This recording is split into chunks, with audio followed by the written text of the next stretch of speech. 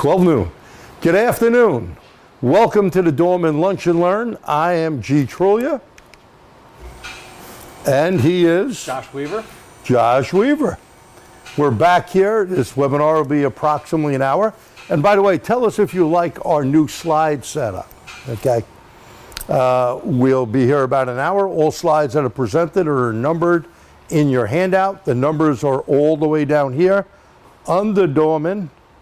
Okay, so it's slide 5 that we're on. Have a pen or pencil. Obviously, you didn't have time to download that. I'm working with the people at Dorman to get it up ahead of time, so then you can download it or download it at any time from their website. So what are we going to cover, Josh?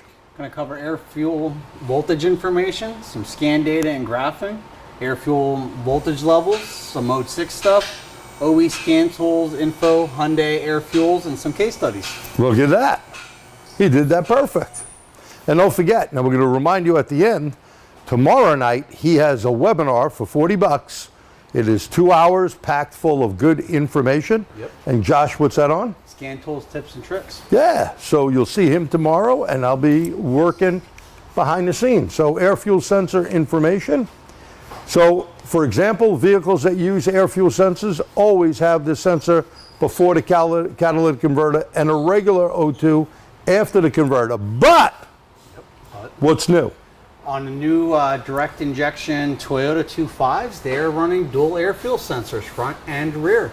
So please write that down. 2 air fuel sensors. Remember, it's a zirconia sensor inside of a zirconia sensor, and it gives fast response. These things don't dither. What do I mean by dithering? Going up and down like this. They don't do that. They're straight lines that may do this or that. Okay? They don't dither. So O2 switch from rich to lean, while air fuel stay close to a steady voltage. That steady voltage differs by the vehicle manufacturer. That is one bad thing, Josh, isn't it? Yeah. You can't go by one number. Toyota is the only one that actually publishes 3.3. Yep. Everyone else, you're going to see, we're going to give you that information. Yeah. Okay. Plus, it can only be measured accurately in most cases with scan tool in enhanced OBD2 mode, or by factory software, as well with the meter in series you may want to write down. Because many foreign vehicles use air fuel, be aware that many aftermarket scan tools may not read or display the reading properly in generic OBD2. Now, that being said, a lot of times you have not updated your scan tool. So whether you own the great Snap-on or the great Launch or Autel or Top-Don or Joe Schmo, update the tool. Okay?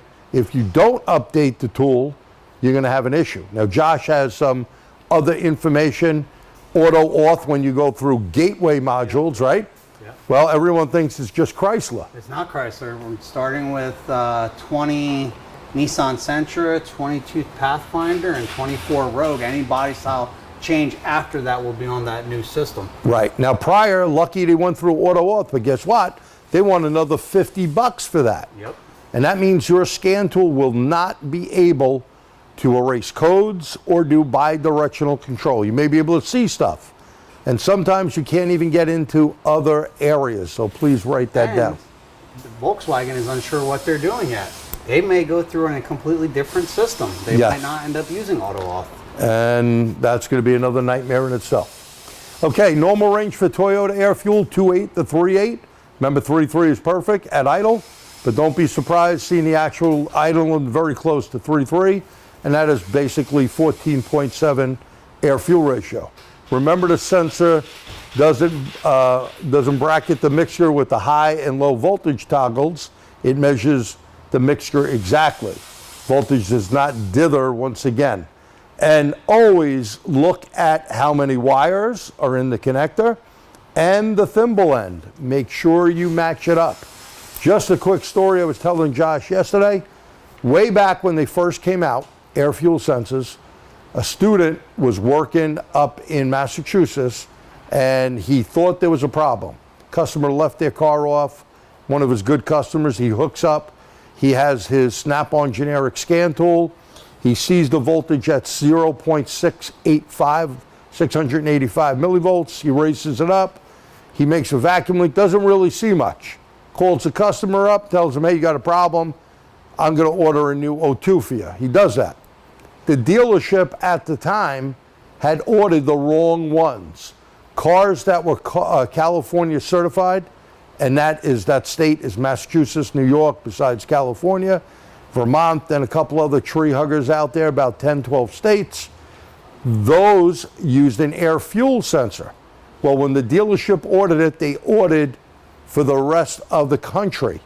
So they sent him that. The wiring connector, and you're hearing me correctly, the wiring connector was exact. He put it in.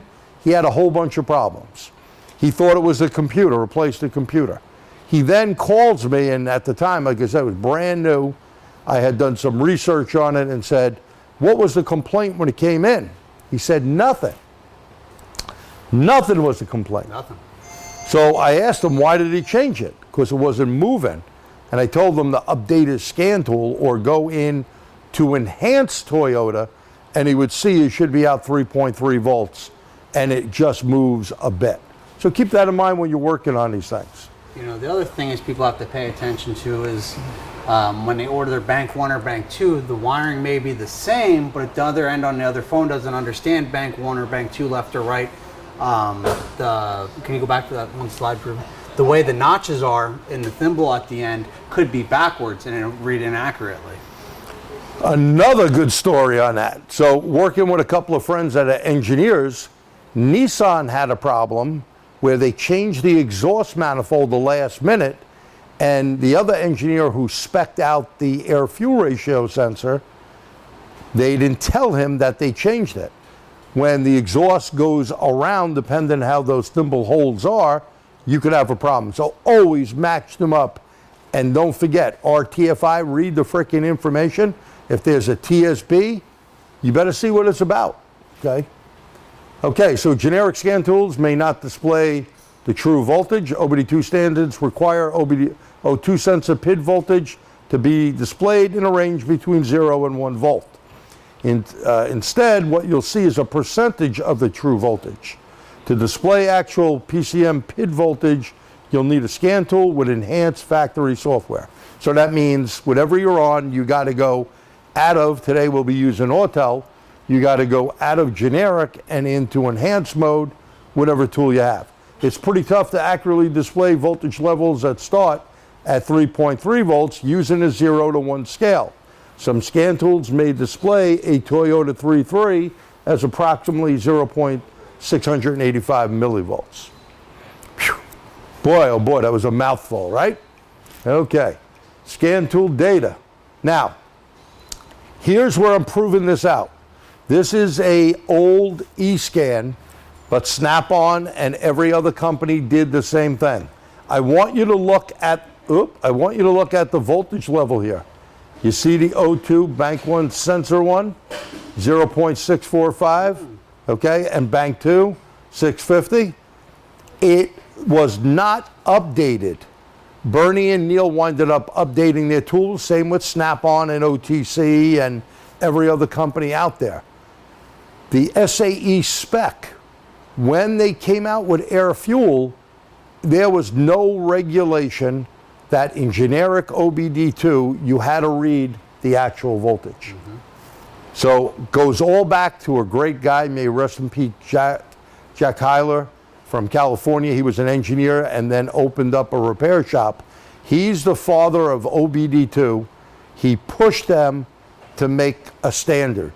And that's what SAE does. When you see a J standard, that is a standard like a 2913 for an air condition identifier. That is a J standard. Okay, very, very important. So look on your old tools. So we're on a Nissan right here, and I got a question for you. Air fuel ratio sensor 2.17. There's our bank 2 O2, and here's our air fuel on the other bank, 2.2 and 2.17. Is that good or bad? Give us a G for good. This is at idle. Give us a B for bad. G for good, B for bad. I got good. Okay.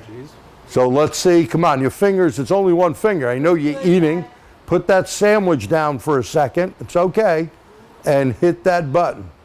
What do we got mostly? Good? Yep, mostly good. All right. Well, stop. Get back to your sandwich. It Put is. your sandwich down. It is not good. And it's okay to be wrong. Now, I didn't know this either, but we're going to give you those numbers. Remember, they're not published. Couple of things I want you to look at. When you look here, you see what it says? Lean. High numbers. I want you to circle that on slide 13. That is lean.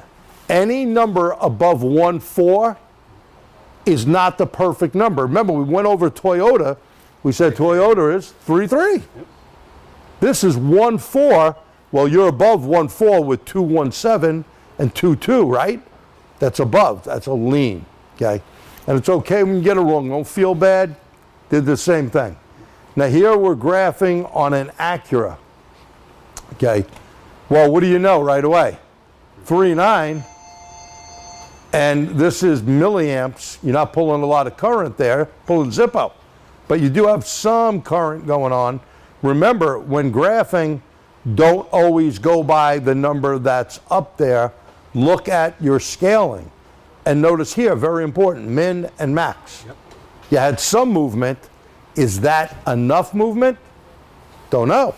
Maybe, maybe not. But look down here. Air fuel average, you see what the average is? 1.6 and 1.7. So what does that mean? Is that lean or rich? Now we went over Nissan. So is that lean, L or R? Type in L or R. Rich. Good. If you put R, now you can get back to that sandwich. Save me a bite, will you? We'll have to go later and eat. Thank you. All right, here, design.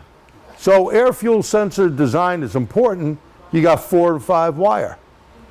You got 4 to 9 to 7, you have 5 wires. You have the Subaru Intro, you have a 4-wire sensor. The Toyota, you have a 4-wire.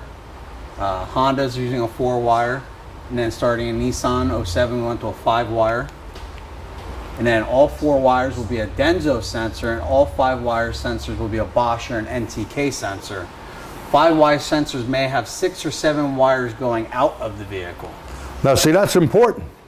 There's really good information there. Now we're going to give a plug to our coworker, Kenny Zanders. Kenny has not only done a couple of webinars on this, but Kenny will be teaching at a $50 event right in PA, and is only, I think, less now than 190. I think it says 197. So don't miss out on 3 great instructors. Pete Meyer doing electrical and wiring diagrams. Ken Zanders doing air fuel management and air fuel sensors, diagnosis. And I'll be doing real case studies from this very shop that'll turn your head. All new stuff, $50. There will be vendors there. You'll get a free t-shirt and a bunch of other good stuff besides learning. So I got to throw that in case you don't stay to the end. And more meals. And more meals. All right, understanding air fuel voltage levels. Take a look at that. So here's the one I want you to make sure you really look at. You see slide 20? This is gold. This is gold information. What do I mean by gold information? This is stuff only from working on these vehicles do I actually know this. So Honda is 2.8. You see that 2.8? That is at a steady hot idle. Hyundai Kia 1.9. And by the way, Hyundai Acura, you get the idea. Honda Acura, Hyundai Kia. Nissan 1.4, Nissan and Infiniti. 2.4 Subaru, well, that's the only thing they make. And 3.3 is Toyota and Lexus. Everyone else uses a lambda of 1. So people work on Fords, don't they? Yes, they do. And what is Ford using? Ford's using current and lambda. Current and lambda, and they got an air fuel ratio sensor up front. You may get a 2095, a 2096, 97, and 98 DTC for lean. And you go, lean, what the hey is that? Well, these are different DTCs than your 171, right? And your 172 and 3 and 4 for lean and rich, like those other codes I mentioned. You need to be aware of this. Air fuel ratio sensors down the road will be installed on just about every gas engine. Why? More accurate. It's more accurate, and it responds back to the PCM with not only that more accurate information, but quicker. And this is how Honda, Toyota, Hyundai, Kia, all these vehicles are getting 40 plus miles a gallon. Something maybe that was unheard of years ago. I think the other thing about this, we mentioned the 2197s, but now we have 219 B, C, and D, which are cylinder individual fuel controls, because that's how specific these air fuel sensors actually are now. They can actually run them almost like a diesel with injector rates. You they bet. can have a different injector control and tell the exact when that injector fired if it was lean or rich, and they can fatten it up or richen it out cylinders individually. We can do that with the narrow band O2s. Now, one great thing, the one guy out there that's could become an instructor, one good thing there is you may want to get out to the SAE World Congress. It's in April in Detroit at Cobo Hall. That's where you can learn a lot of great stuff. I remember years ago, they want to put one air fuel ratio sensor per cylinder, because just what Josh is saying. Now think about that.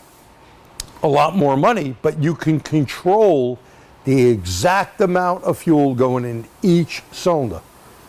You not only bring down emissions, you will basically bring power back up to that motor as well. Yeah. The racing industry's been doing it for a long time. Oh yeah, Long time. Yep, very true. So there's the information there. Any questions do we have? Type your questions in the chat. Any questions? Okay, let's move along. Now here's the Ford. This is a 2-liter Ford right here. We got a 2196, excuse me. O2 signal, stuck rich, bank 1, sensor 1. You go down and look at this. Bank 1, sensor 1, wide range O2 in milliamps. Now I haven't done enough research to tell you what the voltage would be, because with amperage you got to go and open the circuit up, don't you? With voltage, all you would need to do is pin out the correct pin on the sensor. Yes, now, is that a 4-wire? Is that a 5-wire? Is that a 6-wire? Well, you're going to have to see. And then when you get a few, more than a few new cars, like a dozen or better, then that becomes a number that you write down in a book that you should be keeping with things that you have come across, right? And if you see that that is continuously happening, that's how I gave you those other numbers. That's like hundreds of cars that we've done here for years, okay? So looking at it, that's how you've come up with it. Some scan tools will give you voltage, but very few. And I got a question, Josh. What do they think this thing is here? Read permanent codes. Could someone type in things about permanent codes, please? What's a permanent code? What's a permanent code? Very good. Mode 10. Mode 10. Very Good. Mode 10. 0A. What year did Mode 10 start? And 0A is correct. Of course, my buddy Bobby Grzinski would yell at me if I just say Mode 10. It's Mode 0A/10. Typical or preferred location? Is there a typical or preferred location of air fuel sensors? There's always exceptions to the rules.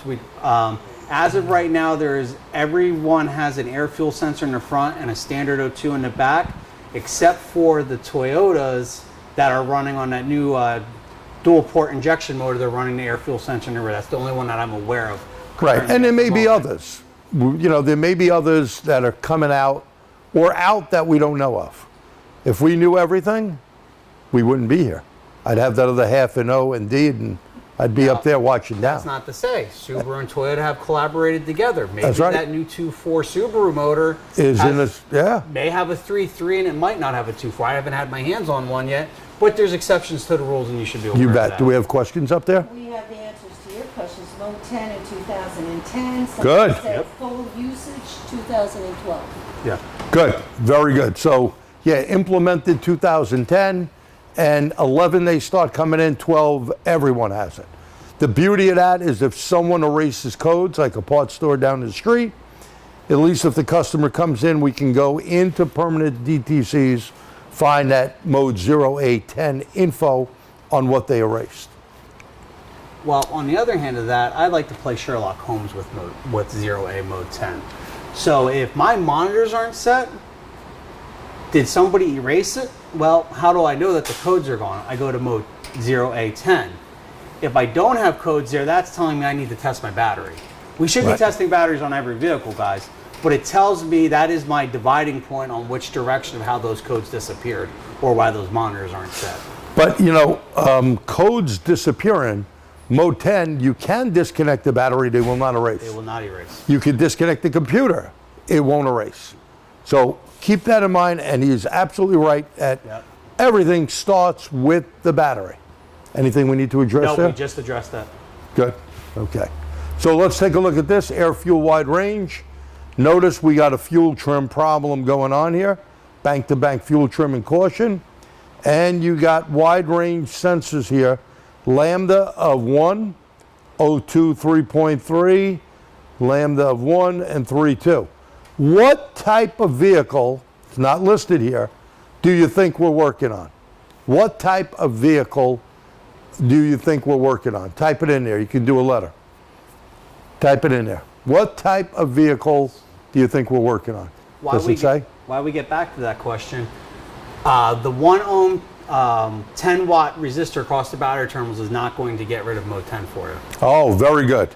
Very good point. Yeah, you cannot get rid of it with the 1 ohm 10 watt resistor. And please do not put both cables just together, because what you're doing there is you can create an arc and ruin something inside of the computer. Okay? Just like a hybrid or electric vehicle that has capacitors, if they went like this with a capacitor, it would blow up. Okay? They use a resistor grid to drop it slowly. Same thing you're doing with a 1 ohm 10 watt resistor. What was the other point we were bringing up? Anything there? To your question. What was my question? I got a senior moment. Oh, what type of car are we working on? Oh, yeah. Duh. Or Toyota. Toyota. Toyota. Excellent, excellent. See, senior moments just pop in, you know. I have no It excuse. happens. I just forgot. All right, air fuel mode 6. So let's take a look here at mode 6. This is Toyota, and you can see it says Toyota non-hybrid. Yep. We're looking on it. You have bank 1, sensor 1, air fuel monitor, and heater. And if you look at the response rate, a test value is 0.90. A minimum of 0 means you got to be over, and a max of 596. So up top, we're good, but look at air fuel current. Now, I think that says 4.00, minimum of 1, and max, of 3.590 milliamps. So, you have something there with the heater. You got a heater problem. Now, that is important because the heater heats up on an air fuel to 1200 degrees Fahrenheit. And if that heater is not working correctly, obviously the vehicle ain't gonna run well, right? The engine is gonna have an issue. We don't want an engine with an issue, do we? So we need to do that. Now I'm gonna ask you, how would you check that circuit? Now this guy owns something that we ain't gonna get into right this second, but how are you gonna check to see if this thing is actually working correctly? Remember, mode 6 is what? A bunch of Test parameters. test parameters, but they're a bunch of little quizzes. Now this could just be, now you see it says read continuously. So one good thing with this setup is when read continuous, it's doing this. Give me an update, give me an update, give me an update. Now many times you got to drive the vehicle, but not all the time. You've seen my buddy Pete Meyer and myself do some stuff right in this very bay where sometimes mode 6 updated. If you're requesting it like that, if your scan tool does not have, and there's only 2 tools on the market, E-Scan and basically Auto Ingenuity. They're the only two. The rest of them, they go like this, and they give you the last test as you were driving or wherever they got the info from. You would have to back all the way out to the front screen, go back in to see if anything changed. So the reason why you see a lot of these screenshots, not because I know Bernie, this is what we use. It works real easy for drivability. Obviously, if you want to do bidirectional control, you ain't using this. Yeah. So we still use Snap-on, Autel, Launch, all of those for let's get a pre-scan and a post-scan, all that, that's all great, okay? And is there a TPMS problem? Is there a transmission problem? Is there an airbag problem? You want to be able to tell the customer that. But for drivability, here's where I go, okay? Because I'm going to run this test a couple of times, but the answer to my question, let's see if we have any answers. How are you going to check to make sure this air fuel heater is actually working correctly? Amp meter. An amp meter, okay. And how are you going to put that amp meter? Where? That's a good answer. Current probe. Okay, now let's talk about a current probe. That'd be correct, but those current probes go for minimal $800 or more. You need a microamp to read milliamp, because it's got to be on a real small scale. We're talking about the air fuel signal wire here, You bet. where they're answering a question for a heater circuit. The heater circuit. Yeah. So the heater circuit, we could look at a regular amp clamp, right? But I wanted to bring that other point out. If you're looking at matching current up, you're going to need a microamp to milliamp, a very small scale.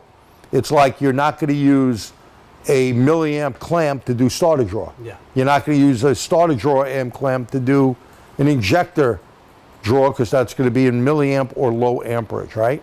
So very good. And the meter in series, you would need to get a good wire set like from AES Wave, open the circuit up, put a bunch of jumpers across, and on that signal wire, or in this case, heater wire, we would put our meter in series, okay?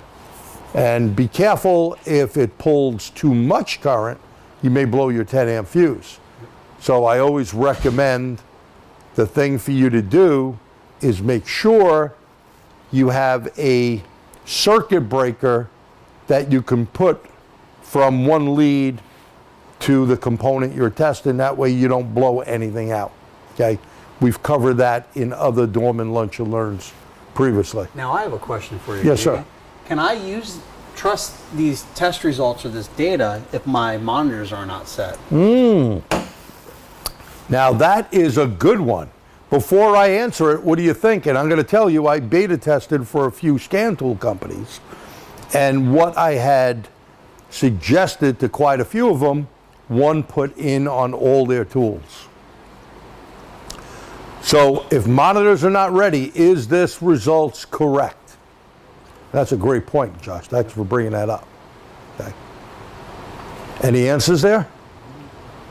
So earlier, someone did bring up a good trick about checking for current using Ohm's law. You can put a 10 ohm resistor in and read the voltage drop across the circuit. Yes, that is always a great thing to do. So you can and that way you don't blow anything. Very good, whoever wrote that in.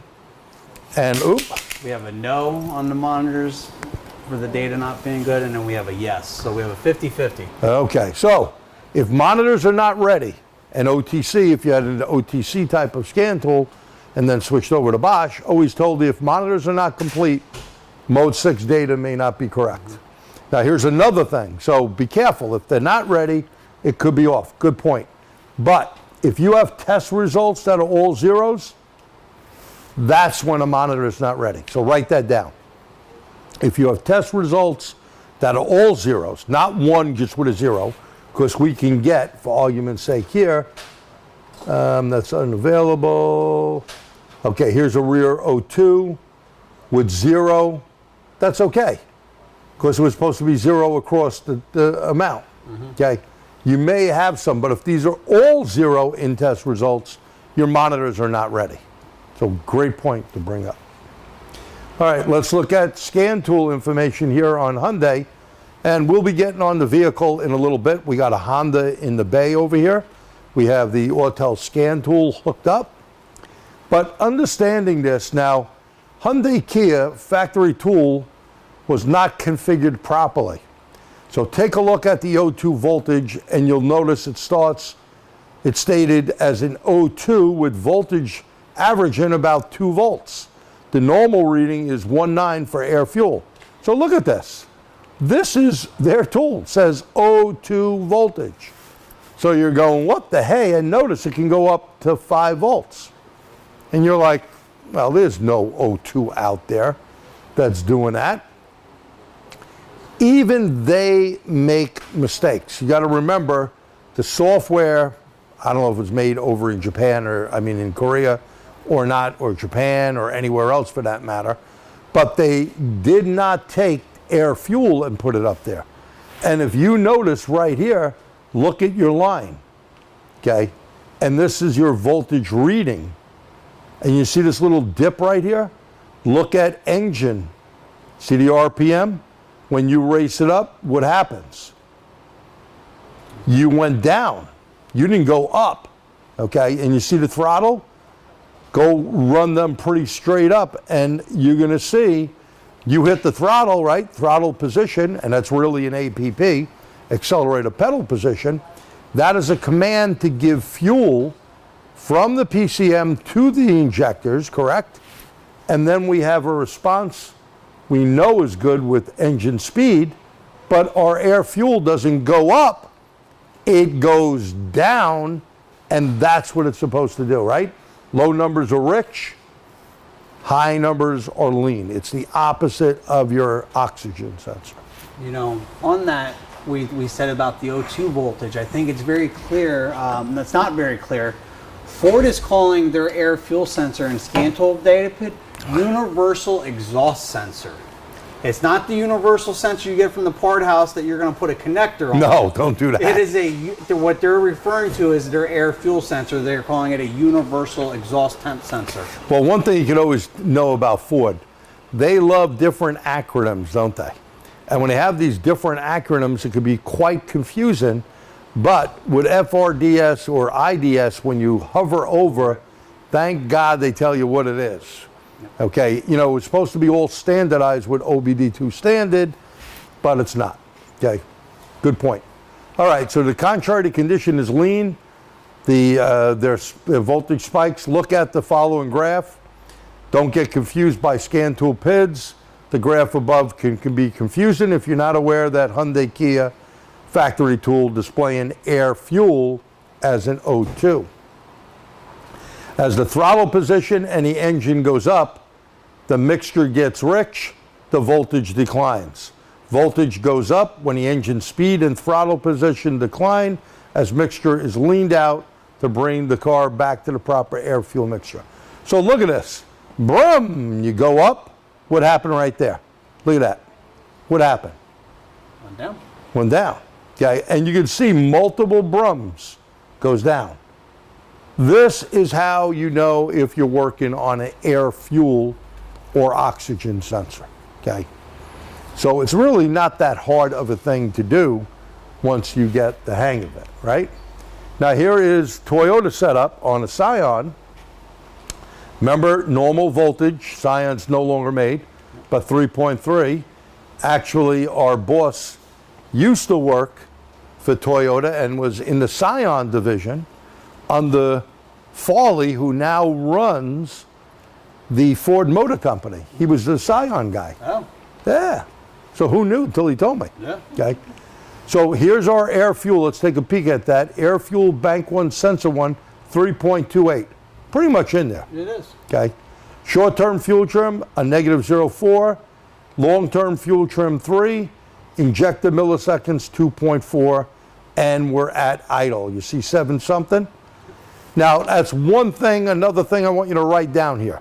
This is normal injection. This is not GDI on this vehicle. Your normal injector on time is roughly 2 to 5 milliseconds, somewhere in that range. Okay? Should not be more, should not be less. GDI numbers are always less. Why? Because we're going in at a higher mixture, right? At a higher pressure, excuse me.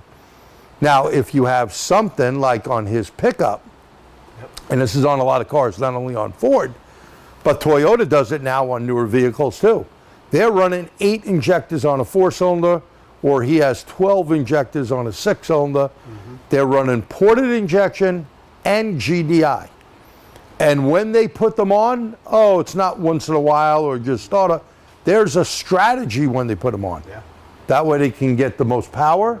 They get power, economy, and torque out of it. So what they can do through, they don't need homogeneous injection of misting the fuel at idle, so why waste that energy? They're using the port fuel. But also, they're actually keeping particulates down by doing that, because GDI, just like a diesel, high pressure, low volume, in such a short amount of time causes particulate matter. So they don't want to run that at idle. They do it with port injection instead of direct injection. Correct. And you know where you find this information out? Because when you see this stuff, you go, man, I'm wondering. You can get what I call the Automotive Bible, the Bosch Automotive Handbook, or you can go to nastf.org and go into Ford Motor Company and buy the information. Some of it's free. And read about it. This is how you learn, okay? And when you don't know the strategy of something, you know, and you've heard myself and Pierre yak about this type of stuff for years. If you knew the strategy of how something's supposed to work, like when something is lean, high voltage, the injector should have more on time. That's a strategy. Yep. If the strategy ain't working, something got to be wrong. So if we knew all of the strategies of every system on a car, or vehicle for that matter, you'd be able to diagnose that vehicle a lot easier, wouldn't you? It's no different than furniture. Read the instructions, because Right. the last step is a real bummer when you get there and you don't know where that bolt goes. So here's normal here. We're looking at 3.8, 4, 3, 2.4 milliseconds, and look at our rear O2.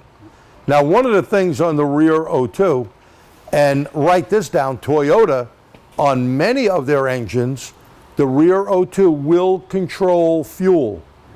Now, here's what I recommend. Anytime you're looking at that PID right there, O2, bank 1, sensor 2, you better go brum, brum, brum. Hit that pedal. What do you expect to happen when I go brum, brum, brum? I don't care if you got a brand new catalytic converter from the factory on it. If the following doesn't happen, when I brum, brum, what am I going to say? Should see a switch. We should see a switch. We should see voltage dithering. Should go up. Okay? There's nothing wrong with that. Now, no one really drives like pedal on, off, pedal on, off. Well, maybe the ex-wife did, but that's a whole other story, right?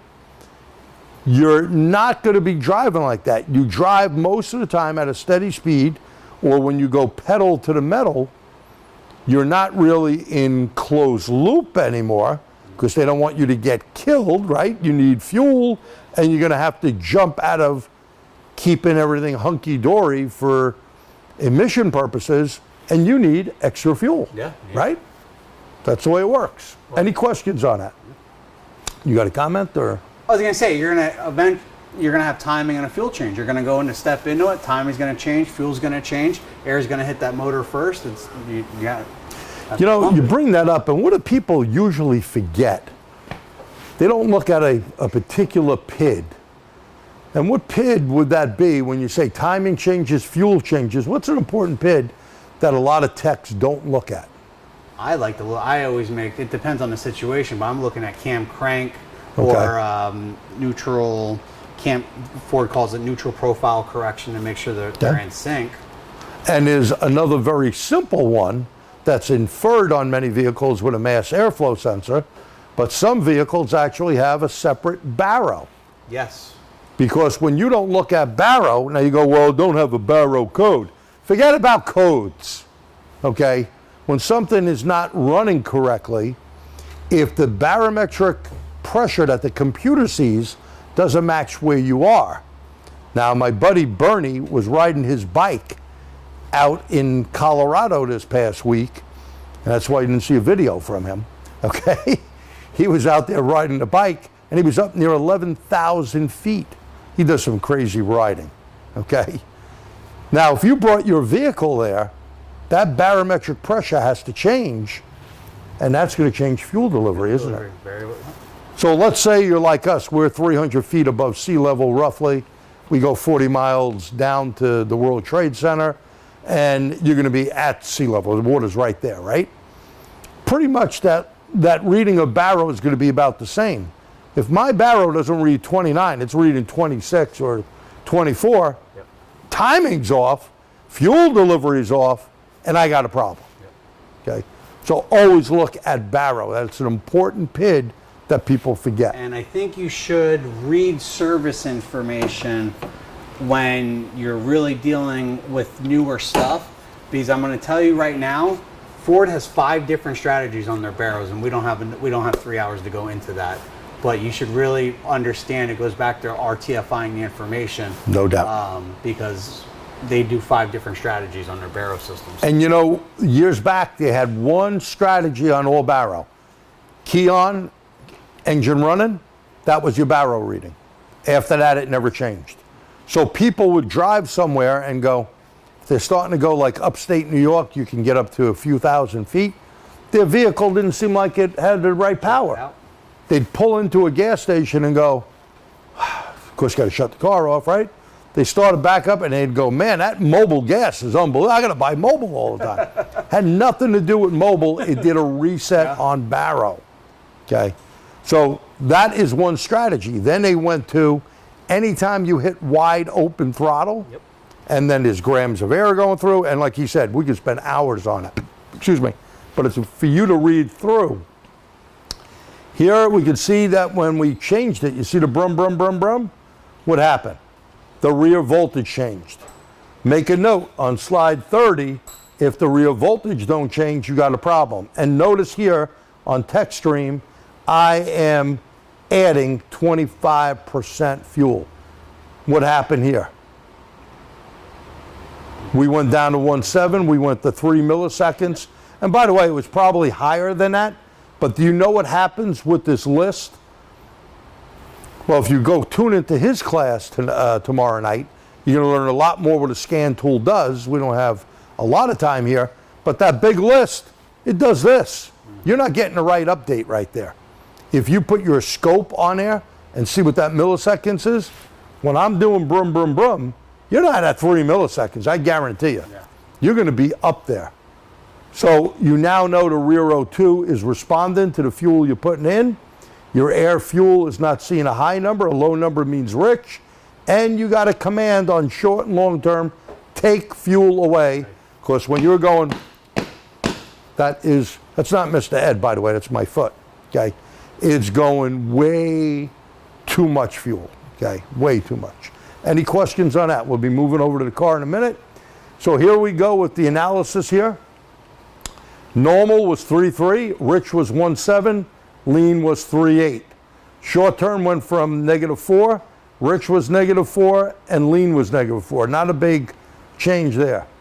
Fuel trim, 3.9, -1.6, -1.6, rich, lean. Remember, the data coming in probably not changing. And 2.4 seemed to be normal. 3.0 was rich, and 2.8 was lean. Again, the update rate. Lambda, when you're good, a perfect lambda of 1. Rich, 0.82, right? Mm-hmm. And lambda of 1.1 is always, anything over 1 is lean.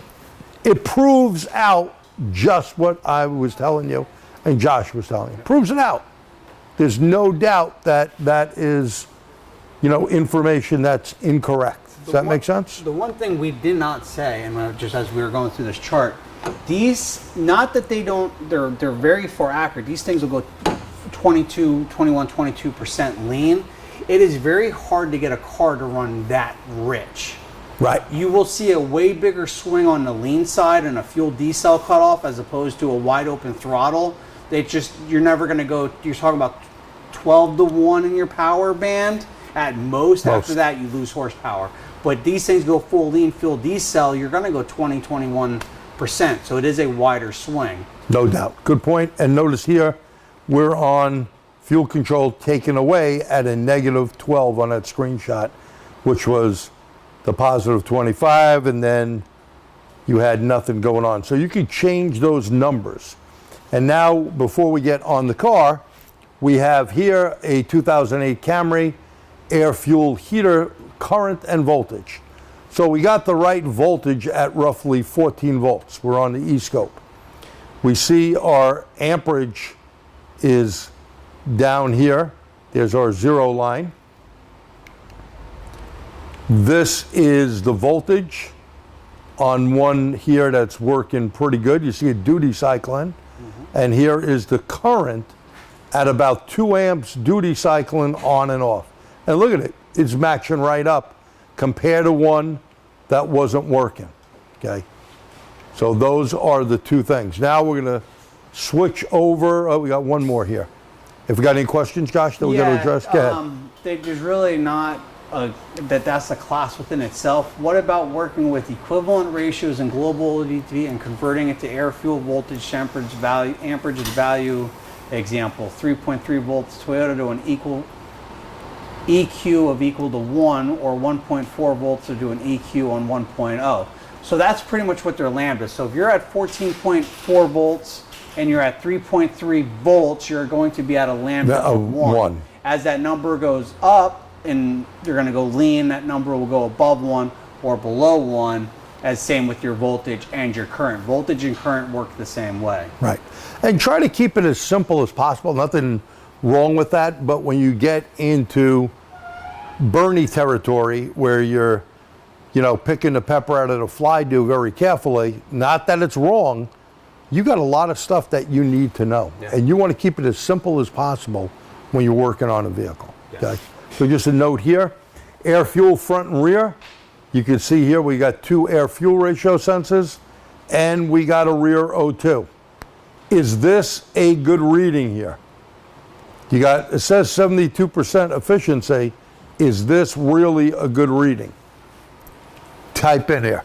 Now, by the way, you don't need this scan tool. It gives you the percentage, but you could take a Snap-on or an Autel or a Launch, any tool for that matter. And what you can do is graph the front air fuel and the rear O2 and see what's going on. Now, remember, in time here, if you're running this test, and even though these are all in red, I never even go by that. You got to do this at a steady idle at 18 to 2,000 or so RPM and 28 to 3,000. This may have picked 72% up, just maybe coming off a higher idle. Because see these little humps in here? The rear, this would normally be okay, but if it dithers, the rear is what we would say O2 going out to lunch. I would run that test on all 3 RPMs, very important. Again, idle, 18 to 2,000 or so, 28 to 3,000 or so. If it fails any of them, where the rear is dithering, you're gonna have a P0420 next. You gotta see what the problem is. And it does not mean changing the cat, right? It does not necessarily mean changing the cat. Now here, and this is no BS who stopped by my shop, we have about a 90-95% rate of taking cars that fail 420s and 430s, running the run right stuff through a good vacuum source, a purge valve or a PCV, sometimes power booster. Remember, power booster, not always a great manifold vacuum source because it could be only to 1 or 2 cylinders. Purge, anything they add fuel in. PCV, they're adding hydrocarbon vapors, right? And not all cars have PCV. Euro cars, you guys Euro, we see them all the time. They don't have PCV. You got a breather system, and you're not sucking anything from there. But it does have a purge valve, and that'll have a centralized vacuum port. Okay. I have to make something very clear as we were talking through this presentation. We had said the voltage really does not change on the air fuel sensor. So when we discuss using current, we were talking about seeing the change in current of the air fuel sensor. Correct. Not of the heater circuit itself. We're talking about using the current from the pumping circuit on the air fuel sensor, which ultimately changes the reading of that sensor. But Right. you don't see it a whole lot in voltage. That voltage is a biased voltage to the whole circuit. It's the current that makes the pumping circuit work. Yeah, that you we're may talking about. the current on the pumping circuit. Very good point, Josh. 0, a -3, a +3, and again, -3 is going to be rich, +3 is going to be lean. You need a special amp clamp that'll cost you $800 to $1,000+ or you open the wires up and put your meter in series on the pump circuit. The heating circuit that makes it get up to 1200 degrees Fahrenheit, you're going to be pulling amperage, and it's probably duty cycled because they're not going to want to keep that thing burning super hot when we got hot exhaust gases. No need to use a lot of current up on it, right? Yeah. So it may do less current on the heated circuit at certain times. But a good point. I don't know if someone brought that up or not. Someone did bring it up. Next, I was very Thank you. fine And that. we did clear that up. We got to get on the vehicle. Our last slide here. Here we have the voltage of an air-fuel ratio sensor, nice and steady. And if you want to take this, this is a fuel injector right here. That's system voltage going to ground. This is on time from here to there at 2 milliseconds per division. There's the milliseconds right here. You have 2, 4, about 4¼ milliseconds of on time. The air fuel, dependent if this goes down, this would go wider, and if this went up, this would move in. That is how you can tell on a lab scope what is going on with rich and lean. Any questions on that? And then we're going to switch over to the scan tool. Let's go right here on the scan tool. So right now we have the Autel. Dorian, switch it to the scan tool, please. Thank you. Not starting.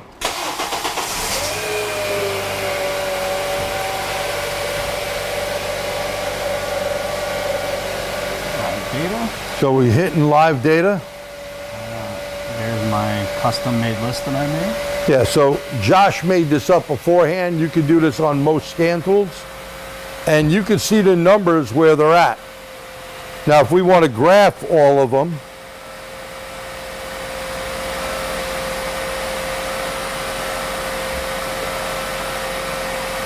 can only merge 5 of them.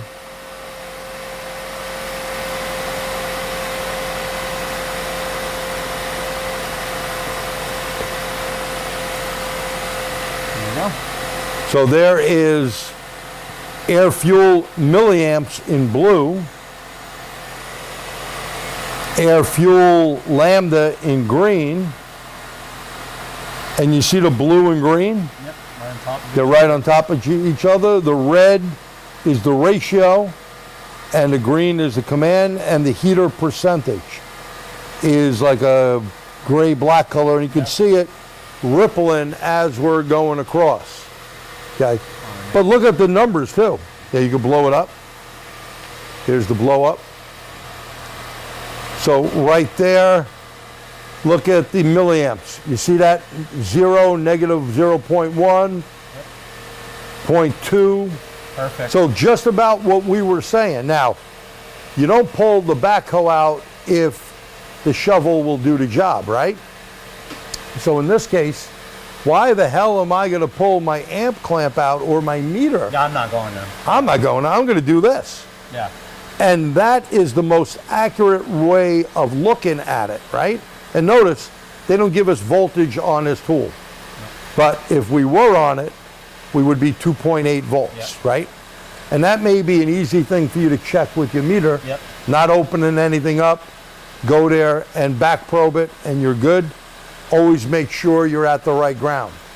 What do I mean by the right ground? Well, we're gonna have a floating ground. This isn't gonna be This isn't gonna be 0.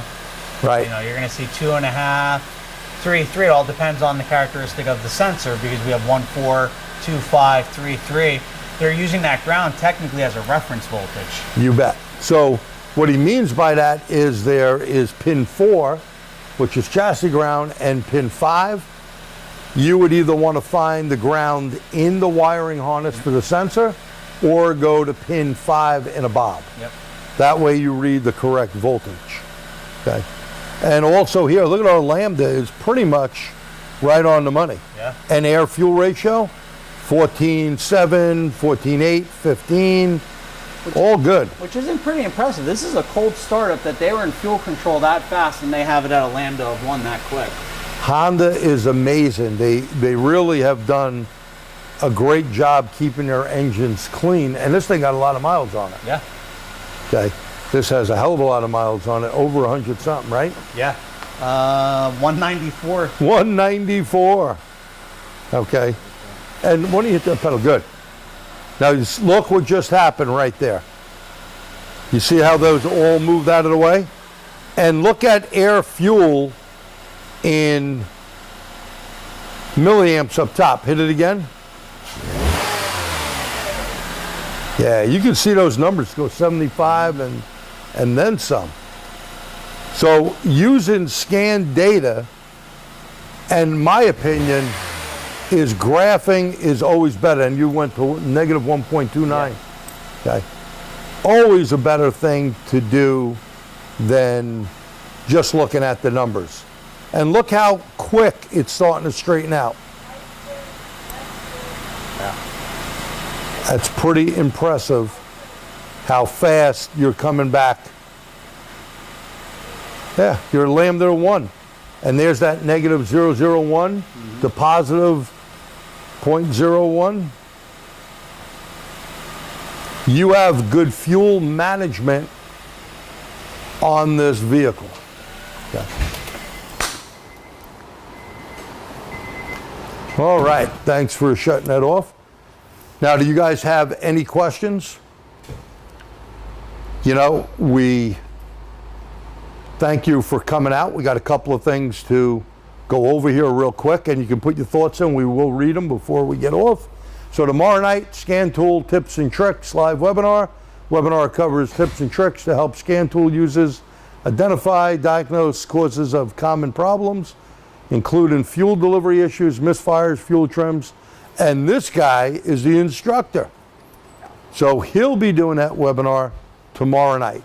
It's only $40. Go to dormantrainingcenter.com. You can sign up.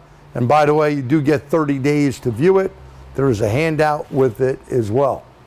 Also coming up, my buddy Swede, there is a heavy duty lunch and learn. And where do you find all of those? Some are on the Dorman website, or when you're at attstraining.com, where I told you can go see this video today, get the handout and all that. Go there and look at all his heavy duty ones. He has one coming up on the 22nd of this month. The Journey Continues, HD OBD2 Part 2.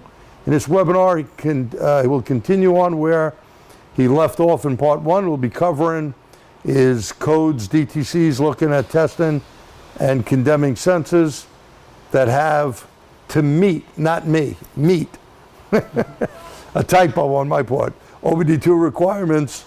Swede Owen is the instructor, great guy, good friend. I started following Swede. I didn't know any of this stuff. It's phenomenal, and I'm just doing it to learn it because it's out there, but he's phenomenal. Swede does a great job, and I'll give Swede another plug. Not only runs a big heavy-duty shop, does a lot of big, Class 8, and does a whole bunch of stuff for Amazon as well. This guy has been doing it for years. We're friends, 40 years or so, and I got to tell you, he knows his stuff. It's a pleasure working with him. I'll be up with him to this class here, Understanding, Diagnosing Air Conditioning System. Course goes beyond the minimum certifications. You do get a MAC certification coming through, but we do recovery, evacuation, recharging, recycling, all hands-on training, diagnose and repair of the AC electrical, computers, BCMs, climate control, and electrical components. Last class we did, we fixed about 3 trucks up there. Many of today's trucks and vehicles are equipped with electronically controlled AC systems. It includes books, safety glasses, MAC certification for 134A, 1234YF. It's 2 days, $695, and we have a few spots still open. Where do you sign up? At dormantrainingcenter.com. You can sign up and you'll see me up there with Swede at a shop in the Buffalo area. That is a 2-day hands-on class. Now, here's something that you definitely need to go to. Number one reason, 50 bucks. 50 bucks. How can you go wrong with 50 bucks of live training? You get some light breakfast type stuff, a continental breakfast. You get lunch in the afternoon. There'll be some drinks and snacks around. You get a free t-shirt. You get to be in 3 great classes. And these are all new ones. Pete is doing first steps in electrical diagnosis, including wiring diagrams, okay? So he just did a little part on a webinar that you can go view, but he'll be doing this live for 3 hours. Then we got maintaining control, air fuel sensor, and drivability. So if you think you learned stuff here, well, the Xander's master, this guy is smooth, okay? He's the Marvin Gaye of training. He is amazing. It's a pleasure knowing Kenny for all these years, great guy. And then I'm doing a Diag buffet, case studies from the real world, right here in these very bays. Come out, all these classes are 3 hours. We have a keynote speaker for 15 minutes. Oh, now I can't remember his name. I knew it and I forgot it. Leo Gilmore. Leo Gilmore was a regular technician, and he worked for Subaru for a lot of years, came here, many different TST events and stuff, the TST big event. He basically now works for ASE. He'll be giving you a really good, short 15-minute where you can be with your career, because look where Leo went from just a regular tech up there. And each and every one of you could be as good as me and even better than him, if that's possible. Is an upcoming star over here himself. So go check that out at the Dorman Training Center. There's less than 190 seats left. Get in there. It's down in PA. You can't make a mistake going there.